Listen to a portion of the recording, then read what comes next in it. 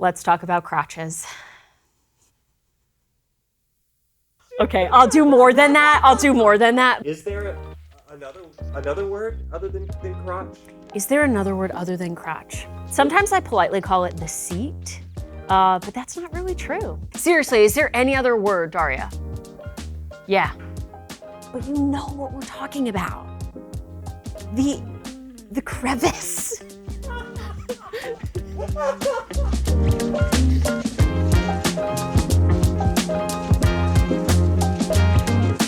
Why these pants though? That's a really good question. What I like about these pants and why I want to show you on these is because taking the crotch or the inner thigh through the suit pant, it's a little bit easier because the seam allowances are not connected to each other. That's great. But these uniform pants have what we call a flat felt seam or the double stitching line. And what's great about that is it totally mimics jeans and traditional denim. So this procedure is going to be appropriate for all different kinds of pants, from uniforms to chinos to denim. So let's dive right in. First, we're going to orient the pants so that we're looking at the back. We want to be looking at this seat here, and we're going to spread them right out so that we can see them here. And I'm going to put each leg in an opposite direction because I want to make my marks first before I start seam ripping it open. So we're going to go from about the upper knee on one side and seam rip all the way to the upper knee on the other side. One really important key here is, what problem are we solving? The problem that we're solving is when somebody stands in the mirror and they reach back and they grab that baggy fabric right under their booty and they're like, this is not what I like. I want this to go away. What's interesting about that fabric that piles up right under the booty is that if you look at it, it's a horizontal line. That is key. It means that you cannot taper it through the vertical line that is the outseam or inseam of the pant. That is not going to solve your problem. You have extra fabric that is horizontal. Totally key. That's how you know that we have to come in through the crotch, because that is the only horizontal line that is available to you. Okay? So, back to the actual pant. The next important key is that we are not going to take it equally from the front and back, especially not with men, but not with either men or women. Doesn't matter. We are specifically taking that material from the back of the pant and gently moving it into the front while very minimally or not at all adjusting the front of the pant. We only sit down this way. So we don't need to move any fabric in the front.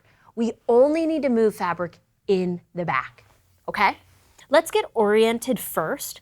We are looking at the front rise, which begins with the fly. This is a button fly in this case, coming down to our horizontal crotch seam here, going down into our inner thigh. And here, of course, we've got the seat seam that's coming up around the back, all right? Now, when I do this alteration, I don't like to go more than maybe 1.5 inches or at most 2 inches down, because at a certain point, you're quickly getting into a new shape for the pant that is not necessarily what it was intended. So I'm gonna recommend you don't go more than 2 inches. Even 2 inches is really kind of cutting it, but in this case, I know how baggy these are and I think that we can make the 2-inch work. So, as you can see, this is the crotch seam here, and I've gone straight down in the direction of the back, not the front. From there, I'm going to use a straight ruler and come in to make a line that is eventually meeting up with my inseam. And the straighter the better in this case. We really, really, really don't want this line to be curved. We really want a straight line here. And really, that is it. We're going to move this wedge of fabric just like this, straight into that seam. So let's mirror this on the other side. And again, I'm starting at that same point and just taking it gradually down until it matches back up with our inseam. Great. All right. Now, one of the reasons, like I said, that I wanted to use this pant is because taking out this double stitching is not the funnest thing in the whole world. So we're gonna try to make it a little less painful, and do it together. What I like to do is start at one end or the other. So let's bring this point that we just marked. This is where we're going to begin merging our wedge out of our pant. So I'm gonna go about an inch further in that direction to start picking these stitches. On this double stitching here, I'm gonna pick a few stitches that are parallel to each other, and then I'm gonna jump to the inside and see if we can get this stitch to run.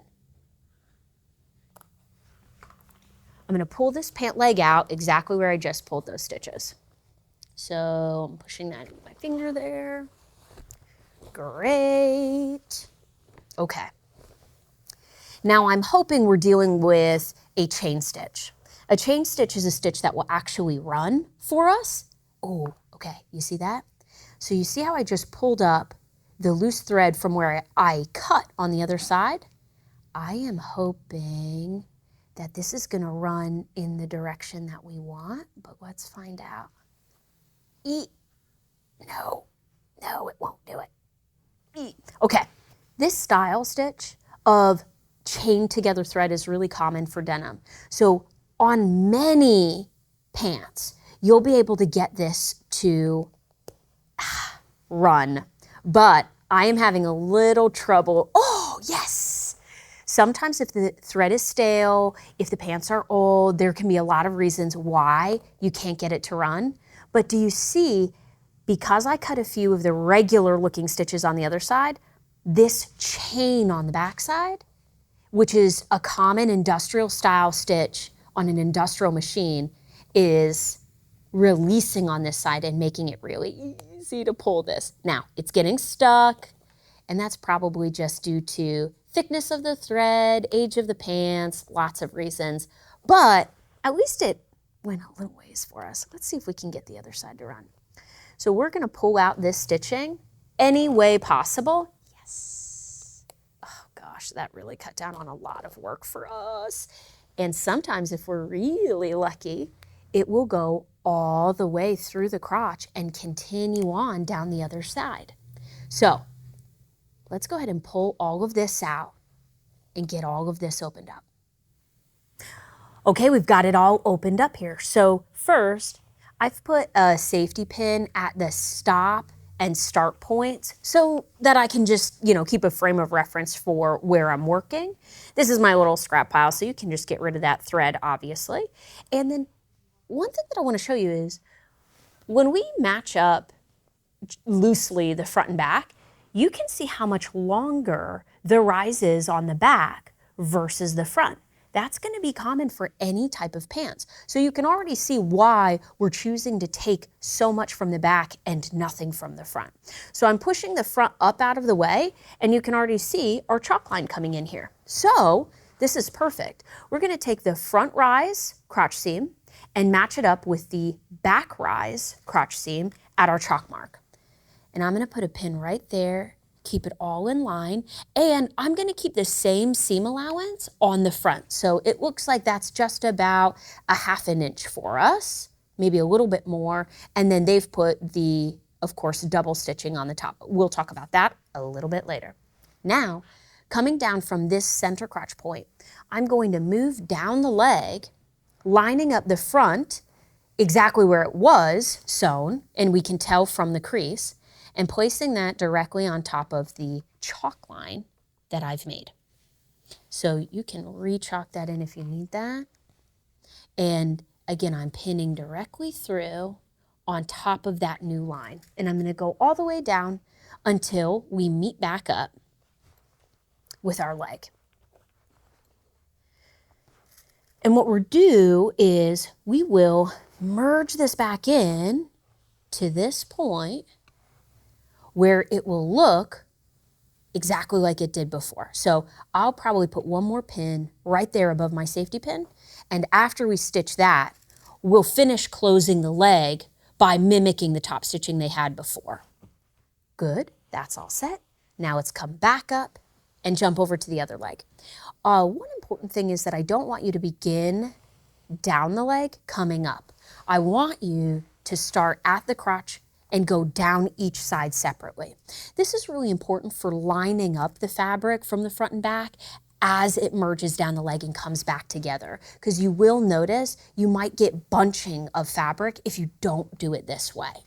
We're also gonna sew it that way. So we're gonna start here and go down each side from there. Okay, now that we've got this all pinned up, we are actually all ready to go throw a quick straight stitch in.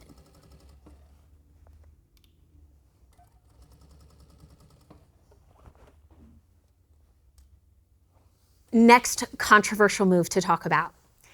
Do you see the flat felt over here? This is the original seam. This is where we stopped seam ripping, and this is where we began our alteration, okay? I have pressed out and flattened the seam allowances. And you can see, of course, as they get closer to the crotch, they become increasingly larger, which means we need to cut this. This amount of fabric is way too much to keep inside of the tight curve that is up between the legs. So, two things. One, you can't go back on this. We do have to cut it off. And two, how you choose to finish it is up for debate. You can leave yourself enough room and trim it down and then do that flat felled again, mimicking that original seam. But we find it a little bit faster and a little bit easier to just serge it off. So for us, we're gonna fake it. We're gonna serge all of this extra off and then press it flat and put those double lines of stitching on the outside. So from the outside, it's gonna look exactly the same, but personally, I think it's cleaner, faster for our purposes, and it is actually a little bit flatter, again, coming through that really tight curve between the legs. So let's serge this off, and then we'll finish it up.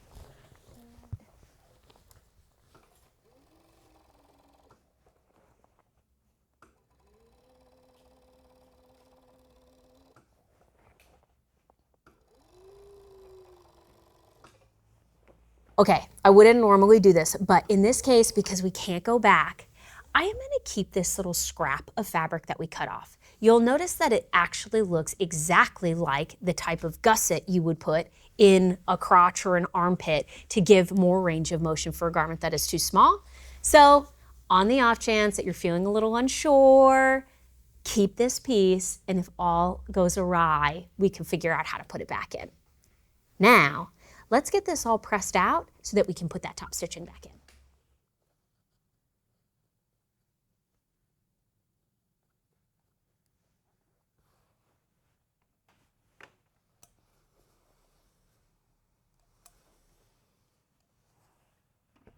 So we're still on the wrong side. We are going to flip the pant to the right side to do this last top stitch.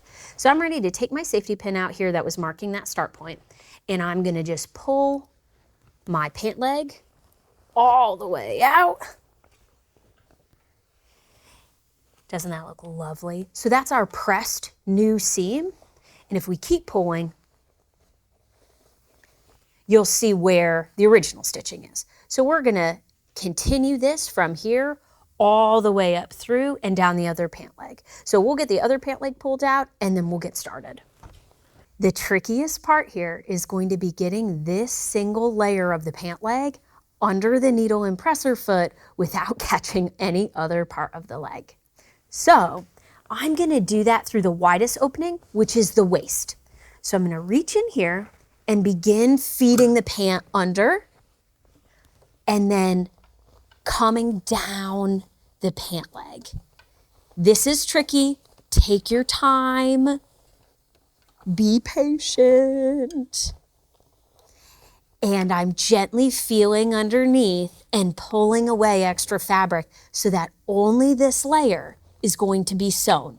This is very, very important. The point of this top stitch is to give this seam, which is a high friction seam from movement, more stability.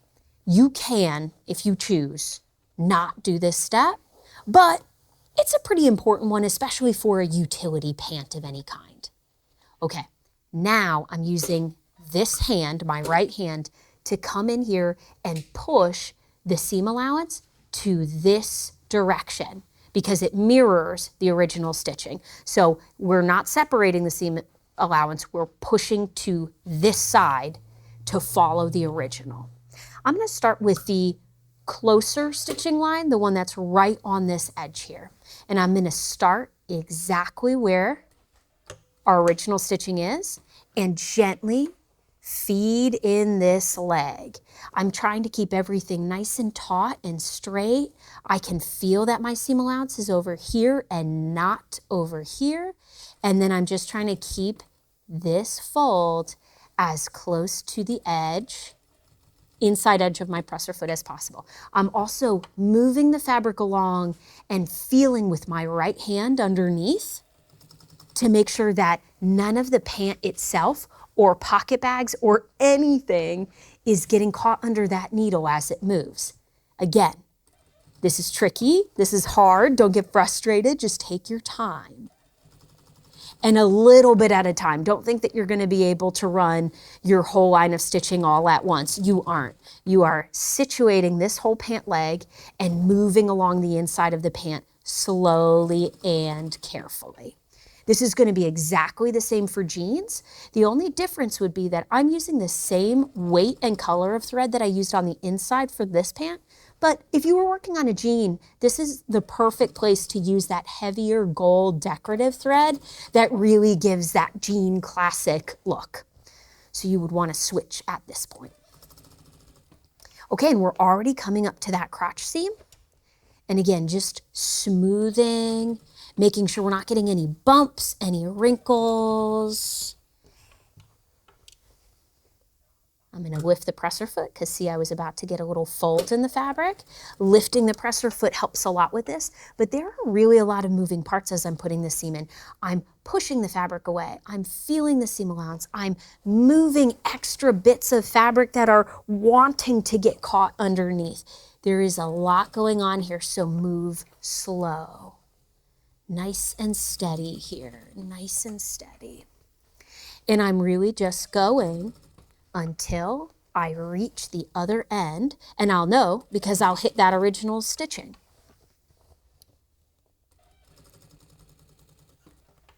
I'm gently pulling the pant forward. That's what you're watching me do with my right hand.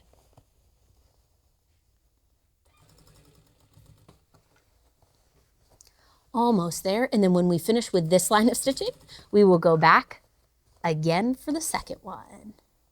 We're just coming up on finishing our second line of top stitching here. And again, we'll just meet back up with that original stitching and give a nice back stitch on there to lock it in. And then wrestle these bad boys out. And we are just about done.